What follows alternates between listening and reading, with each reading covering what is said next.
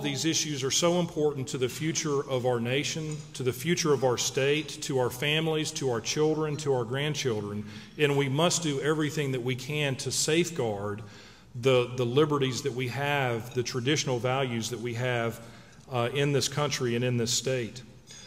And that is why we are so fortunate tonight to have the opportunity to hear from one of our nation's leading voices in the fight for family, faith, and freedom. A native of Pennsylvania, Rick Santorum served in the United States House from 1991 to 1995, and the United States Senate from 1995 to 2007.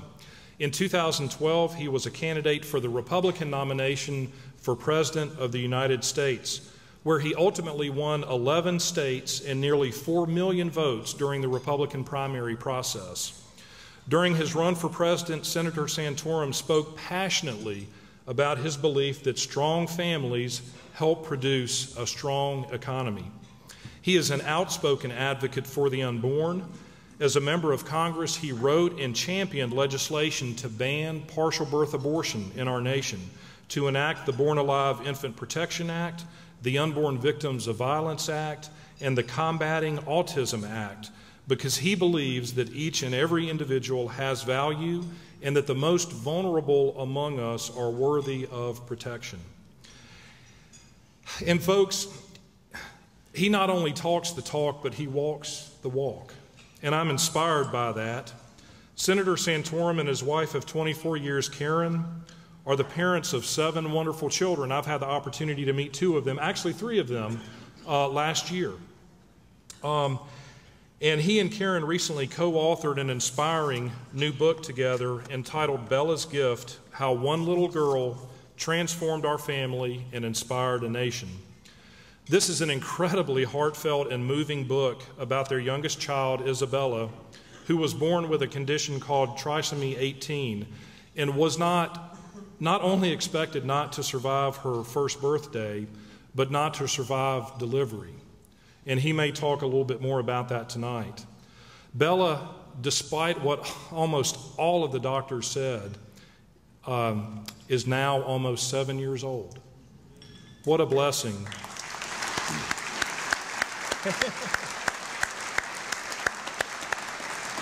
And I cannot encourage you enough to get a copy of this book if you have not already and read about it. It is a raw, a transparent, a really heartfelt book about the experience that this has had on the Santorum family.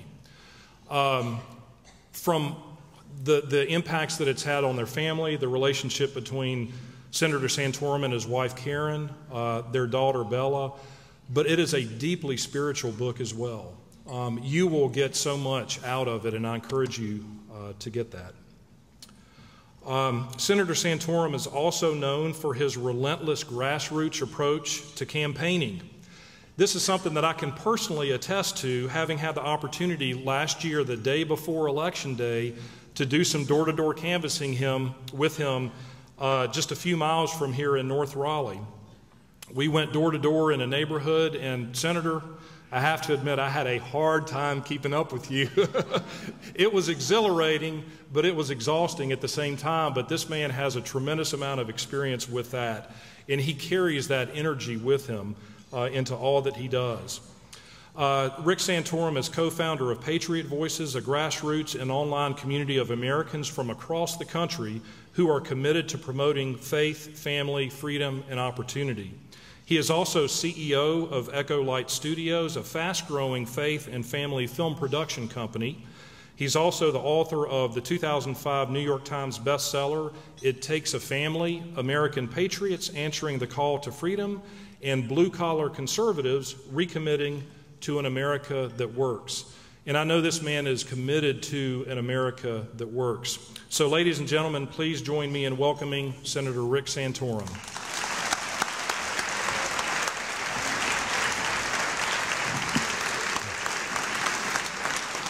Thank you. Thank you very much. Very kind.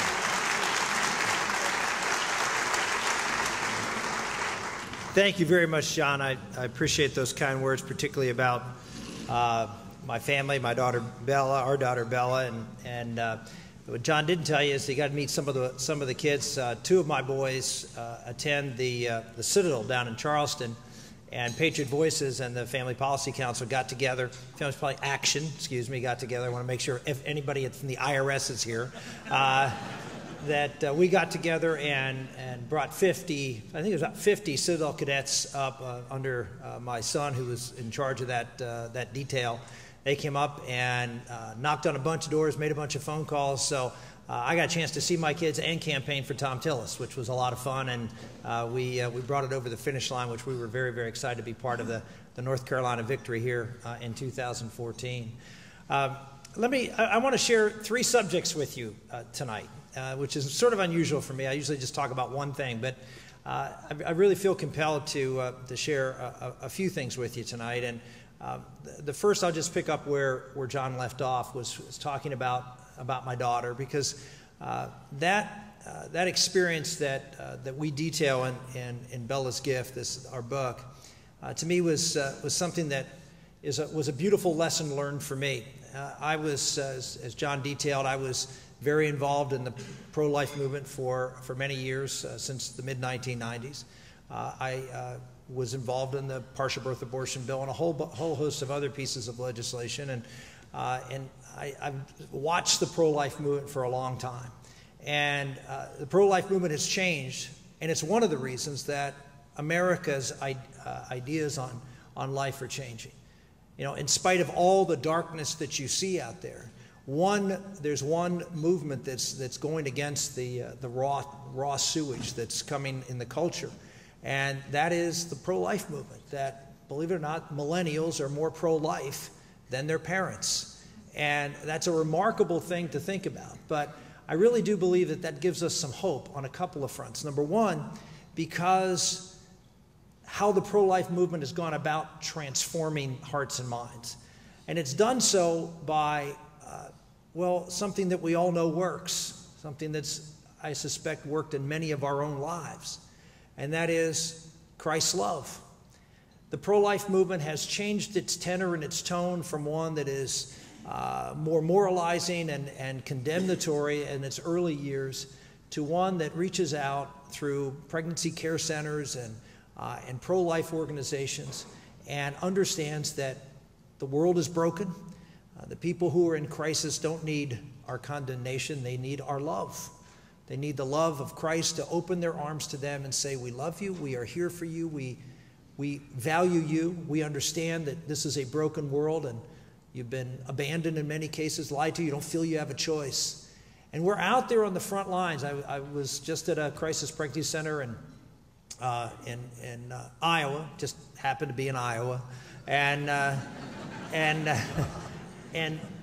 right across the street from a Planned Parenthood clinic.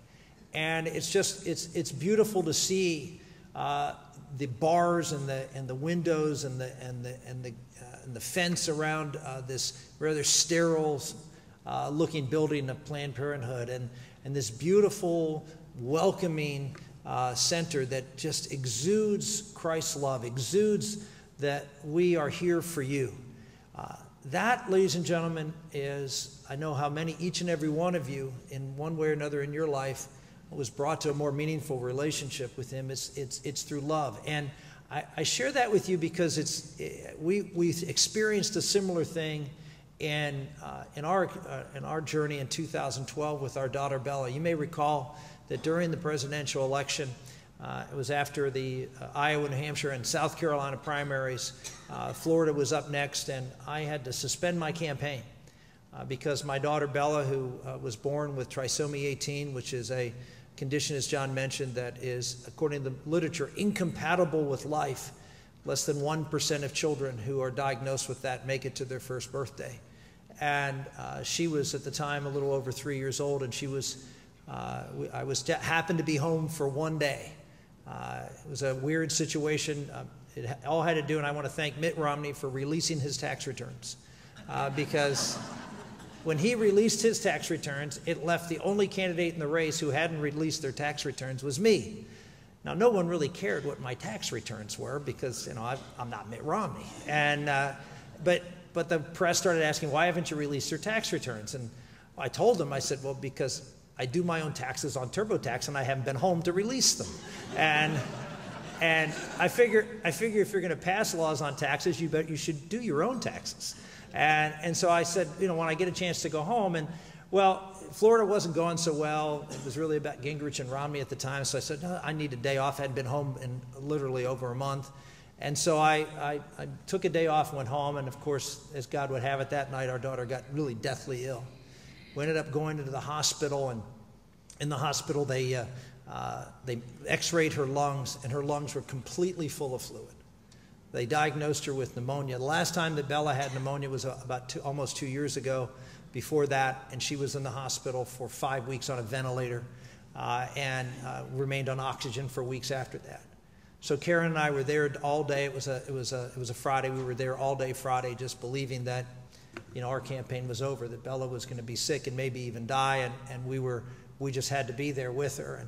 And we made the decision to announce that we were not just suspending the campaign, but why. And one of my friends convinced me that we needed to say why, even though we wanted to protect her privacy. And he said, well, don't you want people to pray for her? And we said, well, that's the best reason to tell people what was going on. And so we did. But a long story short, Bella always, when she gets sick like that, she gets worse for a while before she gets better. These are little children who have narrow airways. She has chronic lung disease. This is a child who can't stand or can't sit up and hold herself up. So there's very low muscle tone, and so we had very little hope that she would recover, at least at any time soon. But that night she didn't get worse. And the next morning when they brought the x-ray in to x-ray her lungs were perfectly clear.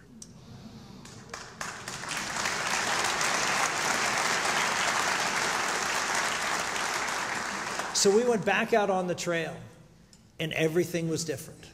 Our first stop was in St. Louis, Missouri, and we were supposed to do a manufacturing speech at a community college right outside of St. Louis in St. Charles County. And I showed up there, and we had put it together in less than 24 hours. And I showed up, and there were all these people standing outside the building. I thought, we didn't even call the college. That's how disorganized we were at that point. And all these people were waiting. They couldn't get in. So I got out of the car, and I said, can we find someone to let people in? And they said, what are you talking about? I said, well, all these people out here. They said, well, that's the overflow. And I walked into that room, and I'll never forget the energy and enthusiasm. I looked around, and I saw this little girl there. Bella has trisomy 18, which is an extra 18th chromosome. And there was a little girl sitting on her father's shoulders holding a sign, and she had trisomy 21, an extra 21st chromosome, which is called Down syndrome. And she was holding up this sign, and the sign said, "I'm for Bella's dad."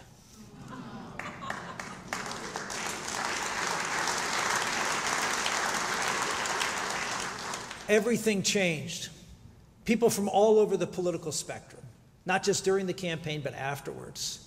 It was remarkable how the impact, this little girl and her struggle, people who would have encouraged mothers to abort a child with trisomy 18, were somehow inspired by Bella's victory.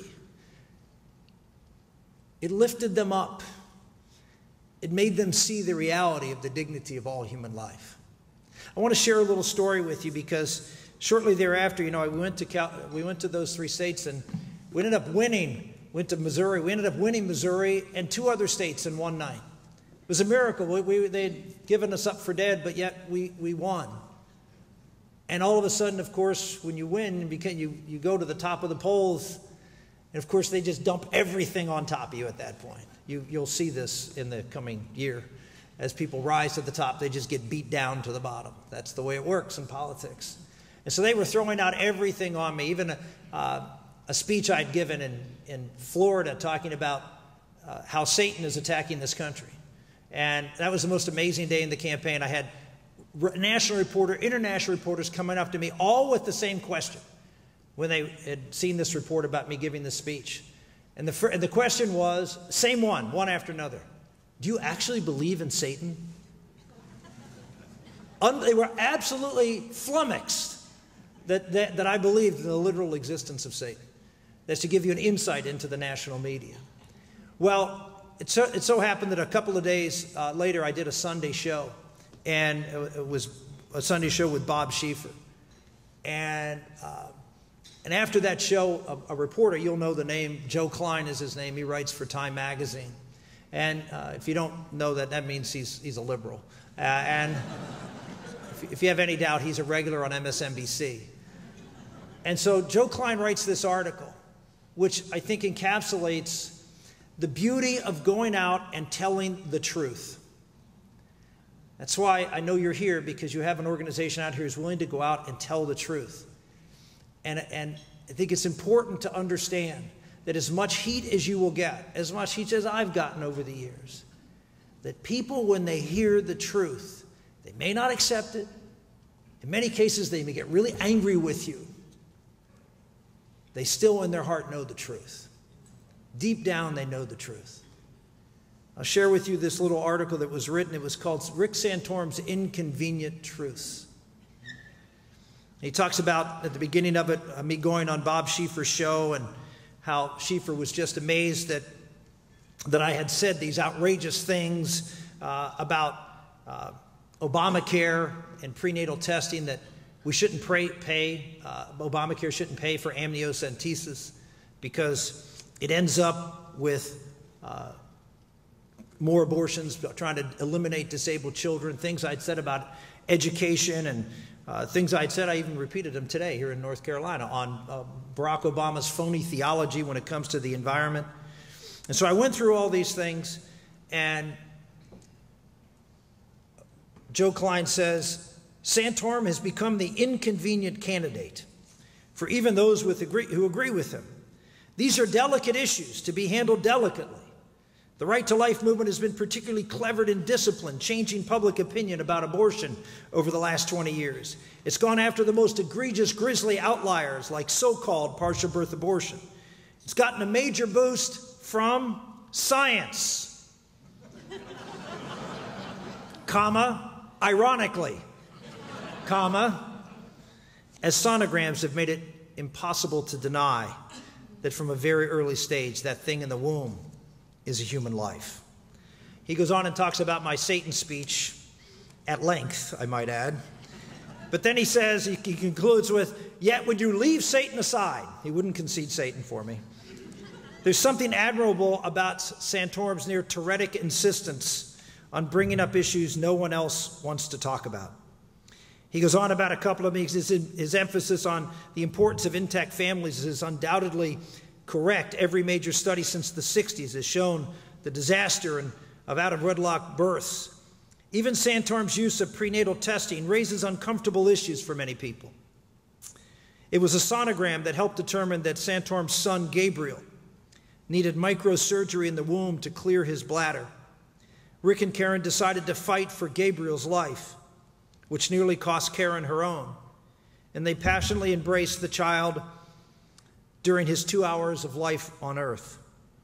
They spent the past 3 years caring for their daughter, Isabella, whose genetic defect, trisomy 18, is an early death sentence. Yet I'm haunted by the smiling photos I've seen of Isabella with her father, mother, brothers, and sisters. No doubt she struggles through many of her days. She nearly died a few days ago, but she's also been granted 3 years of unconditional love and the ability to smile and bring joy. Her tenuous survival has given her family a deeper meaning, a deeper sense of how precious even the frailest of lives are. All right, I can hear you saying the Santorum's family's course may be admirable, but shouldn't we have the right to make our own choices? Yes, I suppose. But I also worry that we become too adverse to personal inconvenience as a society, that we're less rigorous parents than we should be, that we farmed out our responsibilities, especially for the disabled, to the state. And so I'm grateful to Santorum for forcing upon me the discomfort of having to think about the moral implications of his daughter's smile.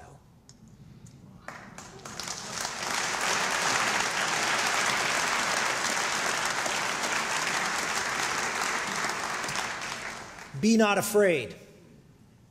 Be not afraid to tell the truth. Be not afraid to be a light in a dark world. I want to share with you another topic that I think is maybe the most important topic that we're dealing with in our culture today, and one that, if we get wrong, and we're in the process of getting it wrong, will have devastating consequences for the future of our country. John mentioned I'm a CEO of a movie company. I am, Echo Light Studios. And the first movie we made and we distributed last year, we distributed we've distributed other movies. It's a documentary called One Generation Away. It's a movie about religious liberty in America. The title is based on Ronald Reagan's speech, A Time to Choose, where he says at the end, freedom is never more than one generation away from extinction. And we chronicle events that have happened just in the last year. The movie came out in the fall. We chronicle vignettes, things like military chaplains and cake bakers and florists, and the cross at Mount Soledad in San Diego, and what's going on our college campuses, what's happening at the Hobby Lobby case.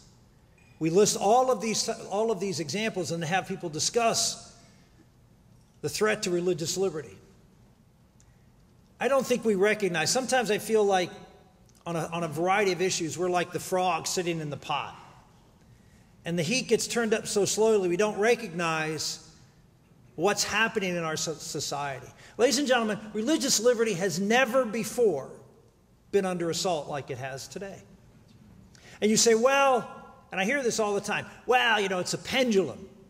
The pendulum swings back and forth. Ladies and gentlemen, this pendulum has never swung before.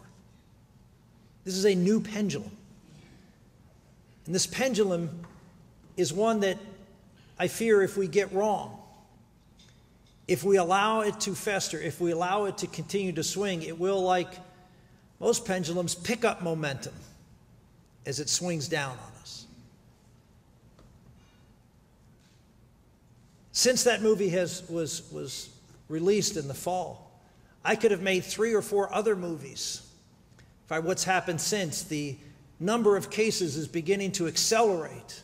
Everywhere I go, I hear about a case of what's going on in the imposition of religious liberty. We had the Solicitor General of the United States in the Hobby Lobby case before the United States Supreme Court say this: once you enter into business for a profit, you lose your First Amendment freedom of religion. Now, what's it to say if you enter into a nonprofit, you don't lose it? Ladies and gentlemen, the freedom of religion is the first freedom. It is the freedom by which all other freedoms flow. If you do not have freedom of conscience, what good is freedom of speech? If you do not have freedom of conscience, what good is freedom of assembly, freedom of the press, if you can't write and assemble and speak about what's you believe to be true? And let me assure you, ladies and gentlemen, they are not going to back down.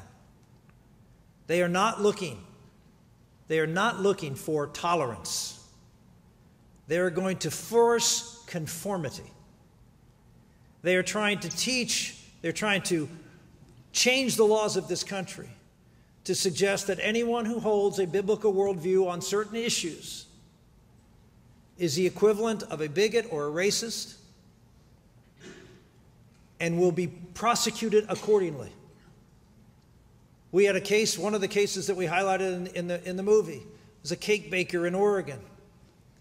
The cake baker in Oregon refused to participate in a same-sex wedding, and as a result of that refusal to participate,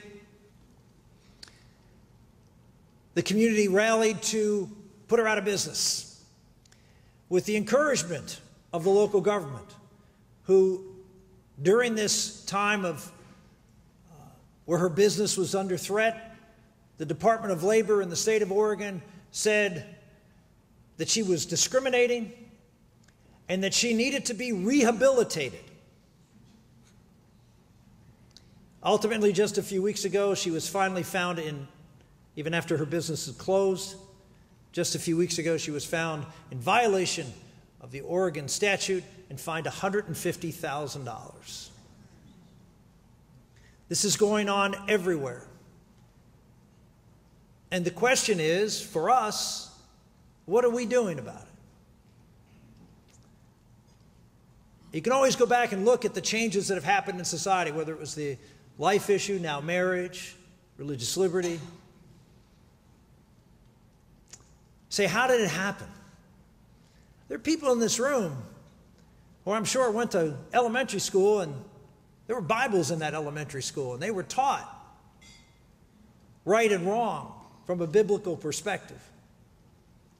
How is it that we went from a country that was fundamentally sound in our virtue, there was broad acceptance of what was right and what was wrong, to a country that is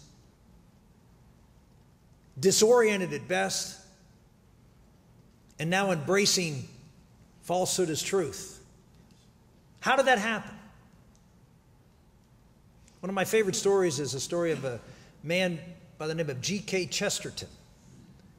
Chesterton was a great writer of the turn of the previous century. He was around after Victorian England, and if you go back and read the history of Victorian England, it was the elite in Britain who began to make the changes. They were tired of the constraints imposed upon them by morality, and were living lives of licentiousness in that period of time.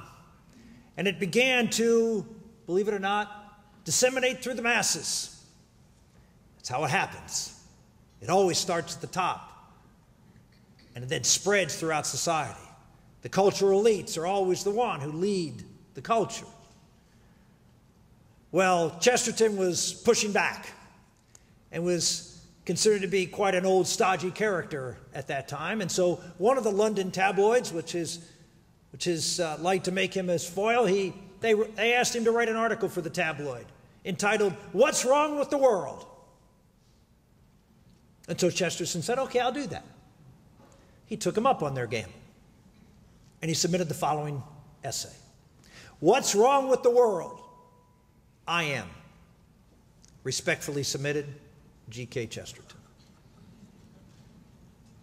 Ladies and gentlemen, the reason America is the way it is today is because we let it get that way.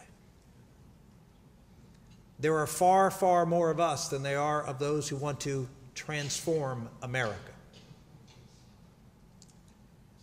But we are content. We have our lives to live. We have our businesses to run. We have our children to get through school. We have enough. We're busy. We've got all sorts of things going on. And we simply don't have, anymore. We're just too busy.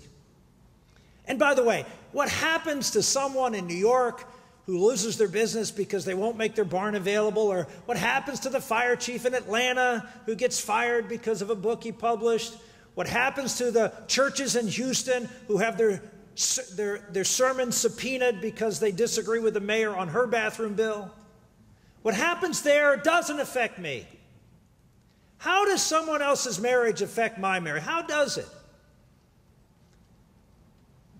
Do you know a majority of children being born out of wedlock today are now born to cohabitating couples?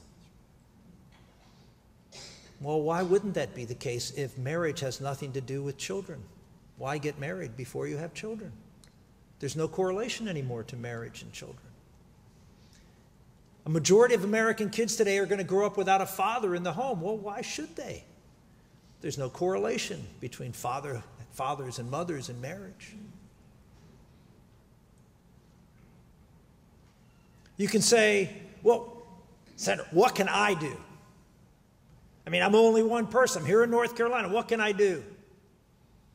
One of my favorite lines is, every day we get up and we tell ourselves lies so we can live. And we have convinced ourselves that we are simply powerless. And the bottom line is, they want it more than we do. They want to change this country more than we want to preserve and save it. And by the way, America is still the greatest country in the world. And things aren't so bad. So we're okay. We're still okay. Let me assure you, ladies and gentlemen, this is going to happen quickly. Before you know it, it's going to happen. The Supreme Court's about to make a decision on an issue that I wrote about back in 2005. Yes, I write a lot of books. 2005, I wrote a book in response to a book you may have heard of called It Takes a Village. I wrote It Takes a Family. And I wrote how the only thing left to stop the onslaught of a government elite controlling America, the only thing left that's fighting back, that are the redoubts of traditional values and conservatism. Conservatism means the stewardship of a great and healthy patrimony that we want to bring forward to share with future generations. The only thing that's holding back the water are two institutions, the family and the church. And a redefinition of marriage will destroy both. No, is destroying both. Do you know, I saw a survey the other day that 90% of American pastors agree with biblical teaching on all of the moral issues that we're dealing with in America today. Thanks be to God. But the truth is that 90% of American pastors also answered that they don't preach on it ever on a Sunday.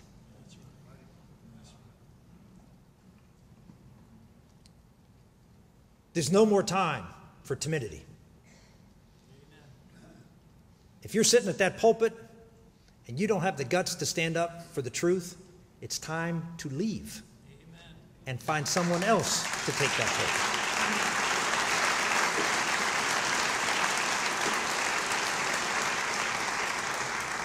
The beautiful thing is, ladies and gentlemen, is that we're here at a time when America needs you. America needs you, not people in uniform, not political leaders. God forbid that we are going to be saved by our political leaders. One thing I learned in Washington, D.C. for the time I was there is there are very, very few leaders in Washington. The most secure job in Washington, D.C. is a pollster, because every politician wants to know exactly where you are, because they don't want to get too far out ahead of you, because that's how they lose. So they're always looking over their shoulder. No, politicians are just very sophisticated followers, and they follow in the front. You lead. Don't go looking at somebody else. Don't say, boy, Rick, we're really glad you're out here. We're glad you're taking the heat. We're glad you're out there talking about these things. You know why I'm talking about these things? Because my father came over to this country when he was a little boy. My grandfather worked till he was 72 in the coal mines, had black lung, had everything you could possibly imagine that crippled him to where he was a hunched-over man who walked with a cane, just like you would see in the old movies. That was my grandfather. He had the biggest ham hook claws that dug coal. Used to marvel at those. And they gave me a shot at handing a great country to my kids. I have 7 kids at home. I have a little girl with special needs. I have no idea. Every day, because we deal with a lot of kids with special needs, they call us because they know of our situation. So we get calls. We counsel people all over the country. There isn't a week goes by that I don't get a call that one of those little girls or boys with trisomy 18 dies. They don't live long. Every day is a gift, and here I am. Why? Because I'll be damned if we're going to lose America on my watch. I'm going to fight, but I can't do it alone. You're here tonight because you know this organization matters. This organization is leading the fight here in North Carolina. They cannot do it alone. And I don't mean just by giving money. Yes, you can give money, and you can give more money. But I mean thinking about what you really are being called to do. You know what? I came to the United States Senate, and I was, let's just say, a tepid believer. And several things happened to me in my first year in the U.S. Senate. And I always say, I came to the United States Senate and I found the Lord. I know most people don't think he's there, but he is. I found the Lord, and here's what I learned, because I'd never said the word abortion on the floor of the House when I was 4 years in the House. Never said it for a year when I was in the Senate. In fact, I vowed never to say it. I'd represented Pennsylvania. I was the most conservative thing they'd ever seen in Pennsylvania. And the last thing I needed to do was to be one of those zealots on that issue. Oh, they'd let me vote that way as long as you don't say anything. That's the way it goes in the life issue, on the marriage issue. You can always vote that way. That's okay. The press won't really give you a hard time. It's when you try to change the law. It's when you try to persuade somebody. They hammer you. I knew that. So I said, I'm not doing that. And then I started to walk with the Lord. You know what I found out? Really interesting. I found out that God speaks in whispers. And the only way you really find what God's calling on you to do in your life is to get real close. People ask me all the time, Senator, what do I do? What are you asking me for? God's calling you to do something. He loves this country. You know he does. He's put his hand over this country. And we're walking away. Oh, you can say, I'm not. You know what the Lord said about those who are lukewarm? How many of you read Screw Tape Letters? They're not trying to get bad people to good people to do bad things. You're good people. Devil's not trying to get you to do bad things. He's getting you to do nothing. That's a win. If you do nothing, that's a win.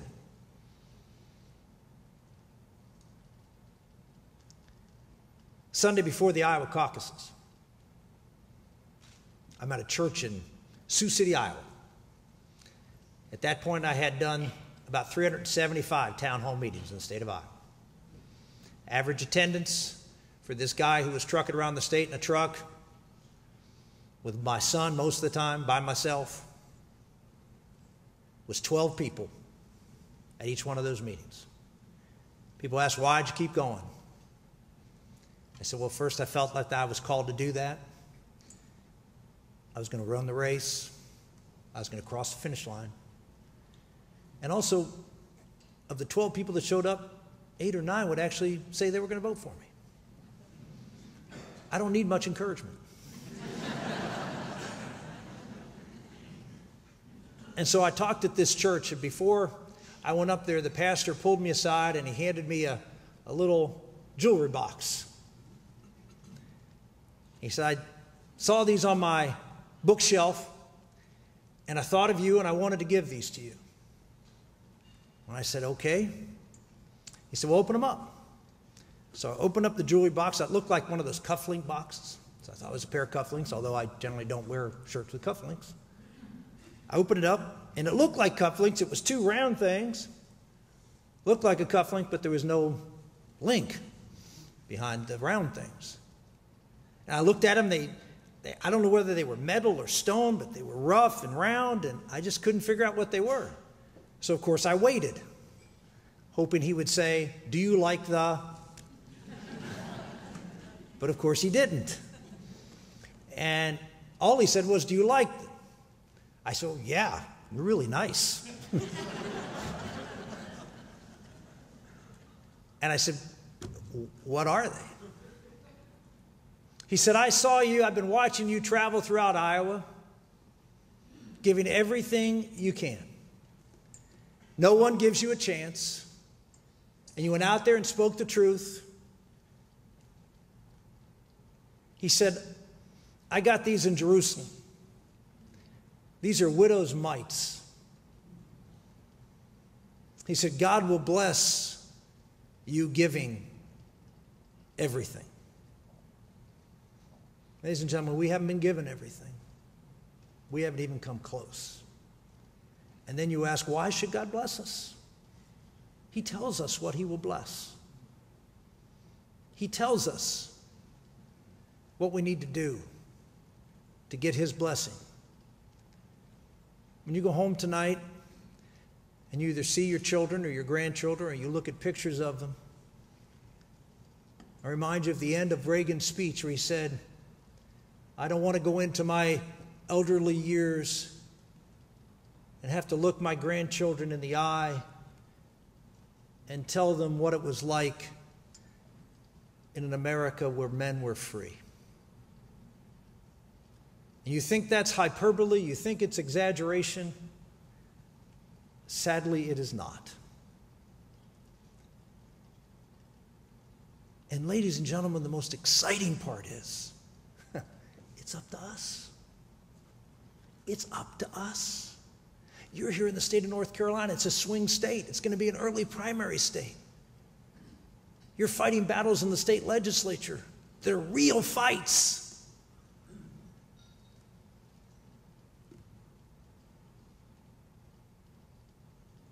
You have a chance to make a difference for the greatest country in the history of the world.